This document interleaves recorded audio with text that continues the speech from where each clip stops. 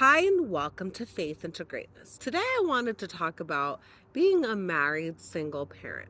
How many parents out there are married, but they do most things on their own with the children, with the home, and with stuff like that? There's some scripture in the Bible where a woman talks to Jesus when Jesus stops into her home to have a meal, and she tells him that the other person isn't helping her, and then asks Jesus to tell that person to help her. And Jesus says, well, that person has already made up their mind that they don't want to do it, and that is going to be good enough. I wanted to share with all of you, sometimes when you're in a marriage, it seems like you may be carrying more of the duties, the role, than perhaps the other person is carrying. And the scripture sheds some insight as to the fact that we shouldn't be expecting our partners to help us, but it's almost like an added bonus when they do. For me personally, I don't like to push my husband into helping me with anything. I believe in freedom in a marriage and a relationship. But I feel like that does lead to a lot of passive behavior, and oftentimes people will take advantage of you and not really appreciate your efforts.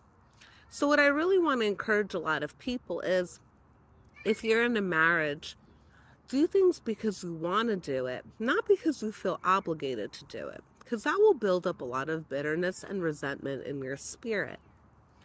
When you come from a heart of wanting to do something, it doesn't really matter if someone helps you or not.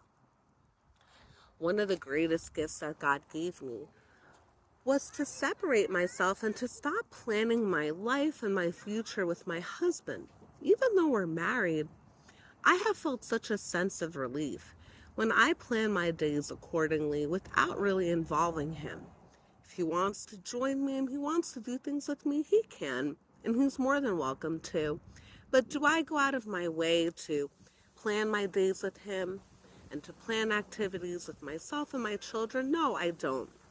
And it's really brought me a sense of freedom and a true sense of relief.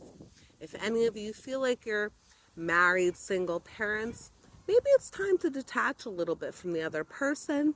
It's time to change your expectations about what that other person should be putting into the marriage, and so on and so forth, and become a lot more independent as a person. I hope this message blesses you all. Here's to personal freedom, and I hope all of us can become a lot less dependent on one another and a lot more free. Take care and God bless.